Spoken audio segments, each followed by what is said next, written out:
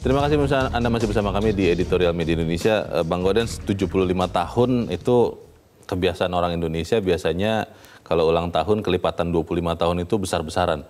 Tapi faktanya di tahun ini karena kita menghadapi pandemi COVID-19 yang juga belum kelihatan akan berakhir, ya terpaksa kita merenungkan ataupun merayakan ulang tahun ini dalam keheningan begitu. Nah pertanyaannya adalah ketika kita menapaki realitas ini, saya terus terang agak sedih juga Bang Gaudens. Di sekitar rumah saya ada beberapa rumah yang tidak memasang bendera merah putih dengan alasan katanya, bagaimana pasang bendera merah putih dalam kondisi yang susah seperti sekarang?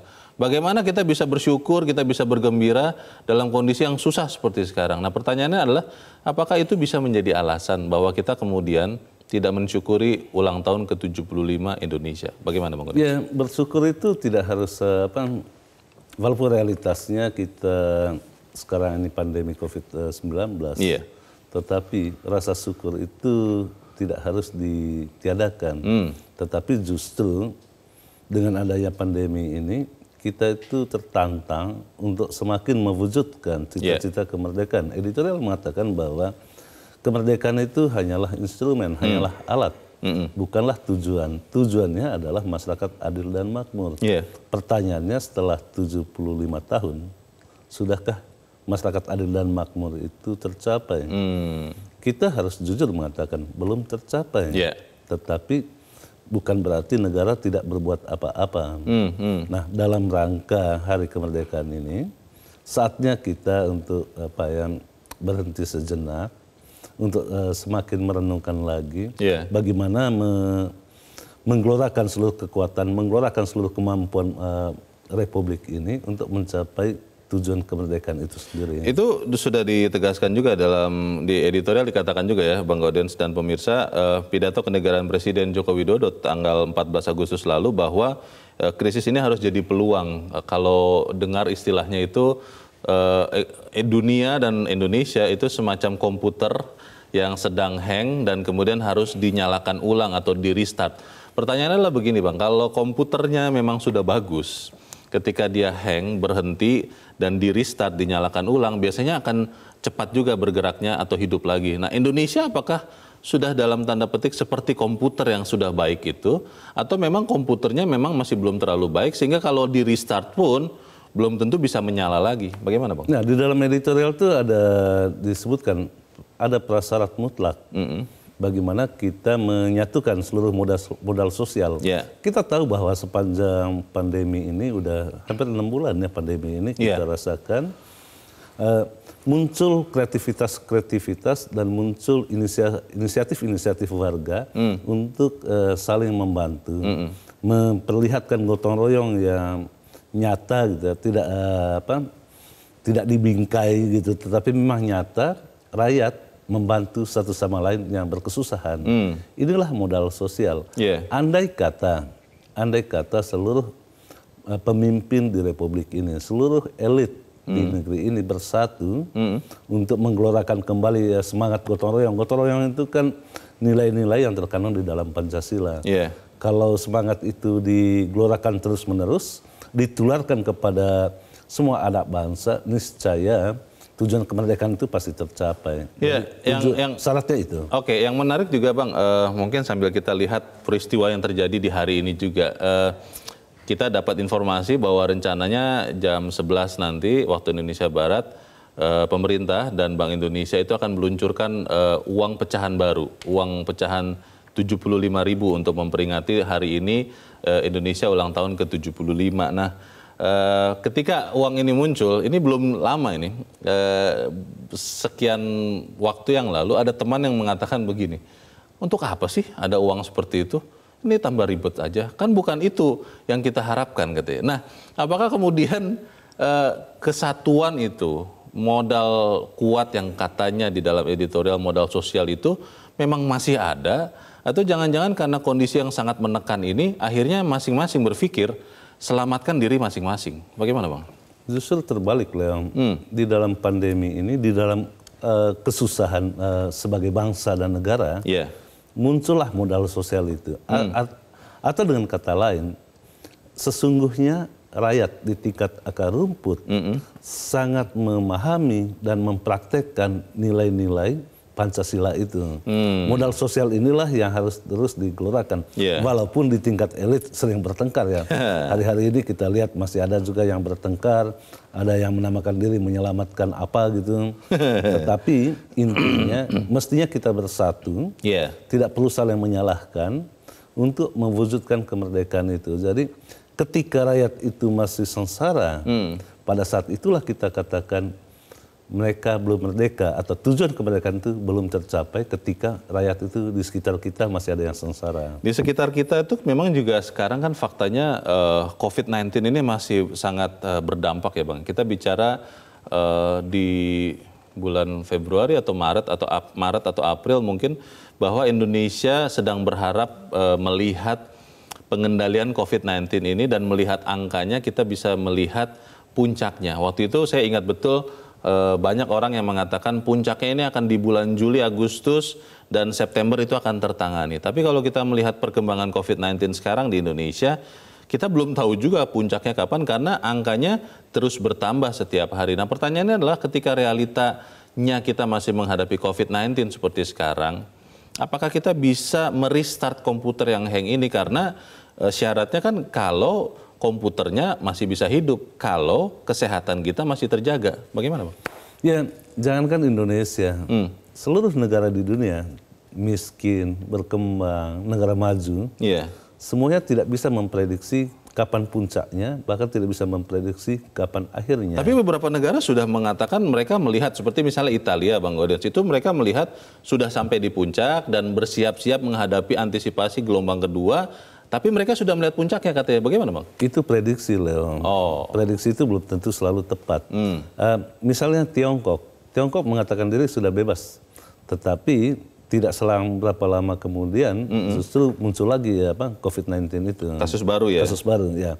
Itu artinya ketika negara saling terhubung satu sama lain, ketika pergaulan di dunia ini begitu tanpa batasnya, itu artinya setiap saat selalu muncul itu virus baru itu selalu bisa saja muncul kapan saja. Karena itu kehati-hatian itu sangat penting. Atau orang memberi kiasan kira-kira penjahat itu tidak pernah tahu kapan datang di malam hari. Karena itu kita harus berjaga-jaga. Nah, dalam kaitan itu sebagai bangsa ketika komputernya sudah di restart ulang, tentu kita berharap semuanya harus bersatu. Lagi-lagi tidak mungkin kita bisa membangun bangsa ini dengan cakar-cakaran, tetapi hanya dengan bersatu kita bisa mencapai tujuan itu. Tadi Bang Gaudens sempat katakan bahwa di tengah kondisi sangat sulit ini, justru pengalaman ataupun perilaku bersama itu muncul kebanyakan di menengah ke bawah ya, akar rumput. Dan sering bahkan elit yang harusnya menjadi contoh, tidak memberikan contoh yang baik. Pertanyaannya adalah apakah ini bisa dibiarkan terus-menerus Bang Gaudens? Karena faktanya adalah elit-elit inilah yang paling menentukan arah perjalanan bangsa ke depan. Dulu saya pernah mengatakan juga di forum ini, memang jujur kita katakan bahwa rakyatlah yang memberi contoh kepada para elit. Bagaimana rakyat bersatu di tingkat akar rumput. Di kompleks-kompleks perumahan misalnya, ketika ada tetangga yang berkesusahan, orang ringan tangan untuk memberi bantuan. Masih ya sampai sekarang ya? Sampai sekarang, tetapi lagi-lagi di tingkat elit tidak kita lihat seperti itu. Bahkan secara kasat mata kita bisa melihat ada elit misalnya bagaimana secara nyata melanggar aturan penerbangan, atau bagaimana elit tiba-tiba berkumpul berbicara tentang hal-hal yang tidak mestinya dilakukan.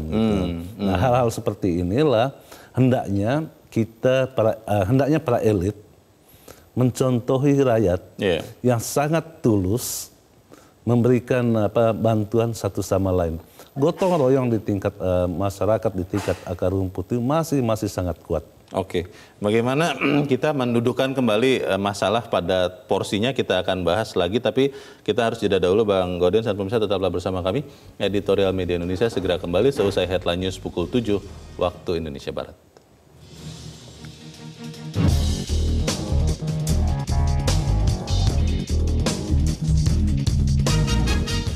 Terima kasih pemirsa, Anda masih bersama kami di Editorial Media Indonesia. Bang Oden, sebelum kita cari tahu bagaimana mendudukan elit yang harusnya menjadi contoh kembali ke posisinya, kita akan dengarkan dulu pendapat dari pemirsa Metro TV. Kita sudah terhubung dengan pemirsa Metro TV di Cirebon, Jawa Barat. Ada Ibu Indra. Ibu Indra, selamat pagi. Halo Ibu Indra, selamat pagi.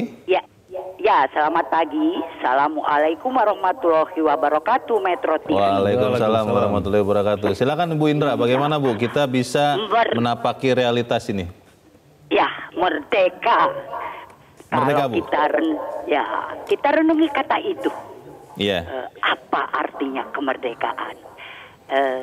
Kita diberi pandemi COVID ini langsung kelihatan bahwa kita memang tidak bisa merdeka sepenuhnya.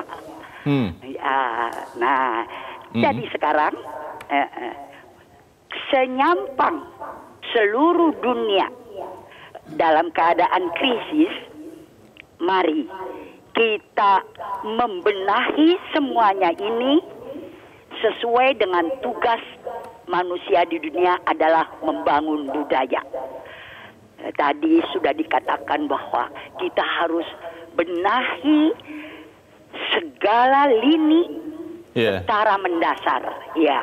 Kemudian juga kita harus satu tujuan, sama-sama berkolaborasi secara efisien dengan teknologi yang tinggi untuk kepentingan bersama. Iya, baik itu di bidang ekonomi, hukum, pemerintahan, kesehatan, dan pendidikan. Jadi kita bisa membangun budaya. Sebenarnya manusia, masyarakat yang berbudaya tinggi, itulah tujuan dari seluruh kemerdekaan ini. Mungkin itu yang bisa kita jalani bersama-sama. Merdeka. Baik, terima kasih. Mari bersatu. Assalamualaikum warahmatullahi wabarakatuh. Waalaikumsalam warahmatullahi wabarakatuh. Terima kasih Ibu Indra di Cirebon, Jawa Barat. Di belakang Ibu Indra ada Ibu Agustina di Pontianak, Kalimantan Barat. Bu Agustina, selamat pagi. Selamat pagi, Bung Leo dan Bung Oden. Ya, jayalah Indonesiaku, jayalah Indonesia, kita semua merdeka. Ya, semangat hidup terus kita gelorakan ya. Karena perjuangan pendahulu kita itu sudah sangat-sangat membawa bekal bagi bangsa kita ya. Dengan itu kita ketahui Indonesia itu adalah negara yang kaya raya, kaya dengan alam, kaya dengan budaya. Jadi dengan itu kita bisa bangkit walau pada situasi pandemi saat ini itu kembali kepada masyarakatnya. Jadi teruslah kita gali talenta diri, berinovasi, lakukan apa yang kita bisa secara maksimal. Karena yakinlah bahwa Tuhan itu tidak akan tutup mata dengan orang-orang yang mau berkarya baik, melakukan praktik baik. Karena memang keringat itu tetap ada maknanya. Allah tidak akan tutup mata, percayalah itu. Karena kita lihat pandemi COVID seperti ini, dikatakan krisis, kita tidak bisa salahkan pemerintah. Pemerintah sudah berusaha, masyarakat harus berusaha. Karena dengan itu, dengan praktik baik, dari semua elemen masyarakat ya, insya Allah akan terwujud satu perjuangan generasi muda yang kita bisa isi dalam kemerdekaan ini. Kita akan mencapai Indonesia yang lebih maju dan jaya. Itu tujuan kita, merdeka. Ya, selamat pagi Bu, selamat pagi. Sehat. Terima kasih Ibu Agustina di Pontianak, Kalimantan Barat. Selamat pagi. Di belakang Ibu Agustina ada Pak Martin di Sanggau, Kalimantan Barat. Pak Martin, selamat pagi. Selamat pagi Pak Leo, Kauden. Selamat pagi Indonesia. Selamat pagi Metro. Selamat pagi Pak Martin. Silakan Pak. Kalau kita sebagai umat beragama Pak Leo dan Pak Gludens, ya kita harus menghargai, kita memberikan apresiasi kepada pemerintah saat ini. Kemajuan-kemajuan yang telah dicapai, ya kita harus hargai keringat-keringat yang bercucuran yang telah dikeluarkan oleh para pejuang-pejuang pembangunan negara kita ini, khususnya kepada Bapak Presiden kita yang selalu turun ke lapangan melihat apa yang terjadi di lapangan, apa yang terjadi, yang dialami oleh bangsa ini. Itu yang perlu kita harus hargai. Dan bagi kawan-kawan yang melakukan oposisi, ya wajar-wajar saja. Tapi mengkritisi harus memberikan jalan keluarnya. Jangan hanya mengkritisi bangsa ini, pemimpin bangsa ini, tetapi hanya mengkritisi tapi tidak memberikan jalan keluar. Katanya Pak Martin, jalan keluar itu baru akan dibagikan kalau teman-teman yang mengkritisi ini mendapat giliran untuk memimpin bangsa. Ada yang pernah mengatakan begitu ke saya, Pak? Itu Pak Leo lain. Bahwa orang-orang yang begini ini kan berarti mau gila jabatan, gila duit. Bukan begitu caranya Pak Leo, tetapi buktikan bahwa Anda berkualitas, buktikan apa yang engkau berikan kepada negara ini, kepada pemerintah ini, agar pemerintah bisa lebih baik lagi.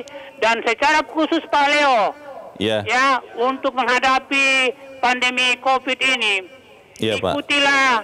ikutilah apa yang dikatakan oleh protokol kesehatan. Patuhilah semuanya itu. Mulai dari rakyat kita yang terbawa di desa-desa sampai ke pusat sana.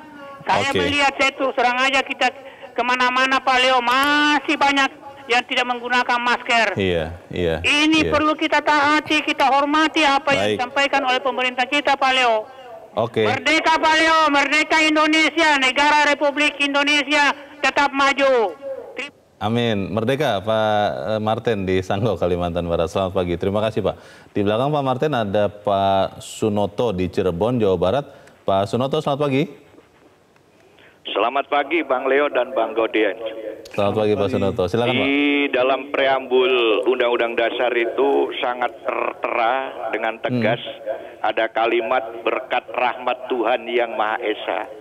Maka kita alhamdulillah mendapatkan kemerdekaan. Artinya apa?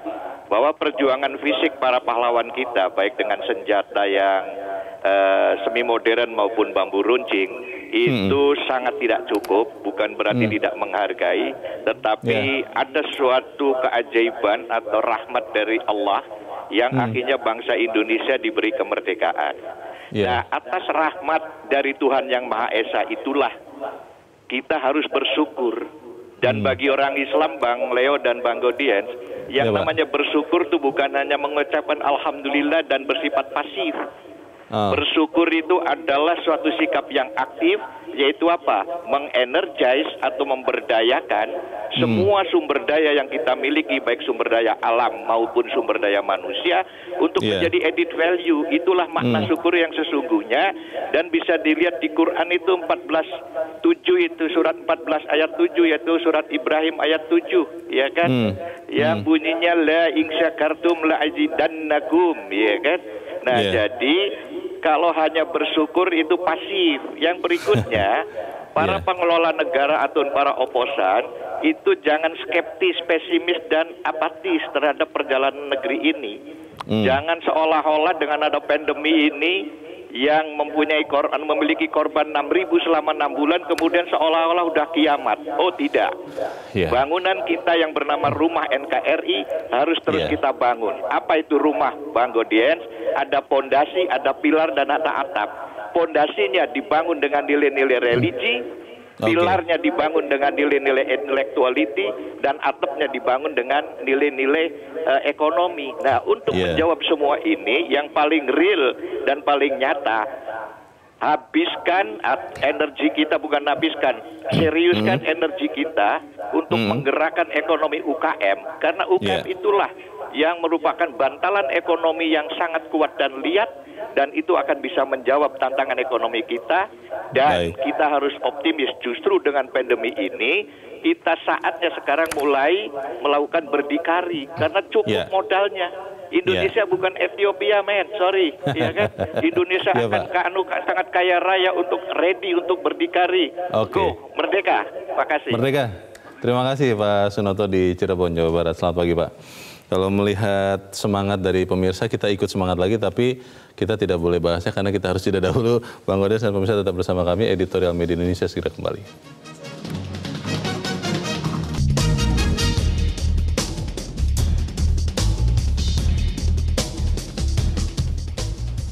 Terima kasih pemirsa, Anda masih bersama kami. Kita di bagian akhir dari diskusi kita pagi ini. Bang Gaudens, tadi 4 orang penelepon, semuanya semangat Bang. Dan mereka mengatakan bahwa ini waktunya bersatu. Dan tadi ada yang spesifik mengusulkan seperti Pak Sunoto mengatakan, ya fokuslah kepada perbaikan ekonomi khususnya UMKM. Bagaimana Bang?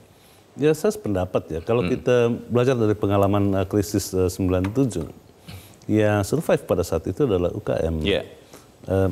Sektor-sektor informal yang tidak pernah mendapatkan belas kasihan dari pemerintah karena selama itu ya pada 97 juga sekarang yang diperhatikan negara itu adalah pengusaha-pengusaha besar yang mendapat banyak fasilitas dan yang paling banyak mengemplang uang negara.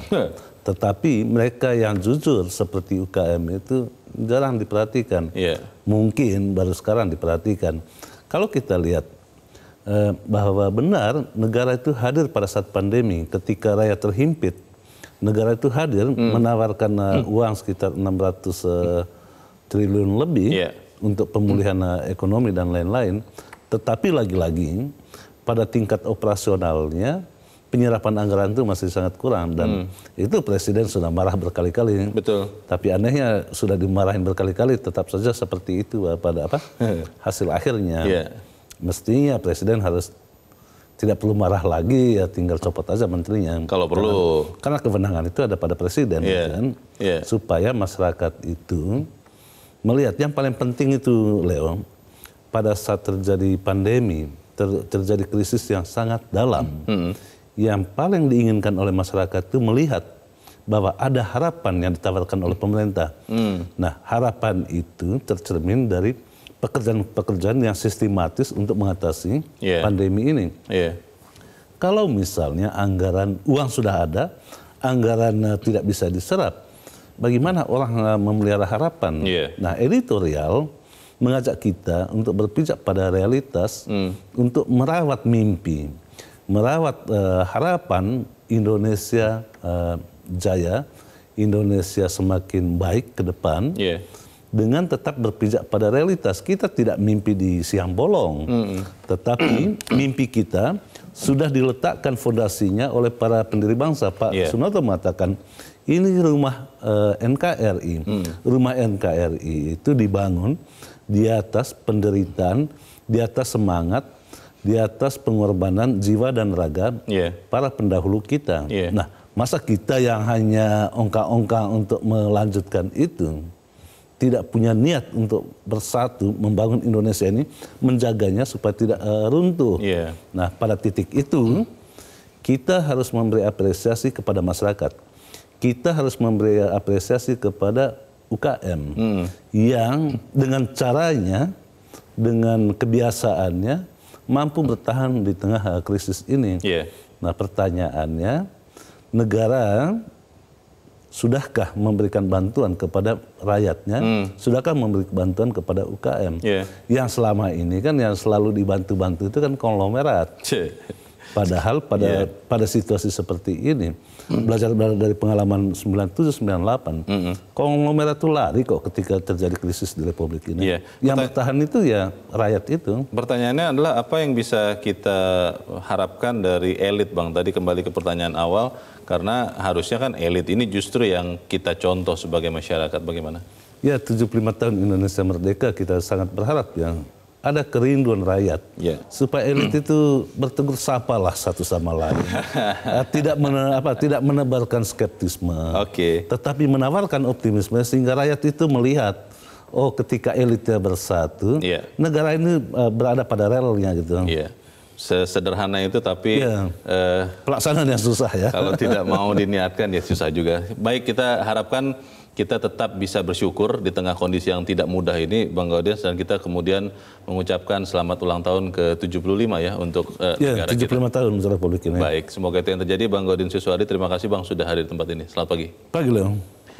Pemirsa, 75 tahun hari yang kita syukuri. Tapi pertanyaannya adalah apakah kemudian syukur itu bisa kita rasakan? Saya ingin bertanya kepada Anda dan juga kepada saya, sudah pasang bendera merah putih belum? Bagaimana kalau di usia 75 tahun ini di tengah-tengah pandemi kita bersyukur dengan melakukan tindakan nyata, minimal kita pakai masker, jaga jarak, cuci tangan, dan patuhi protokol COVID-19 supaya kita bisa sama-sama bisa keluar dari situasi yang susah ini. Saya Leonard Samosir, terima kasih Anda sudah menyaksikan. Selamat pagi.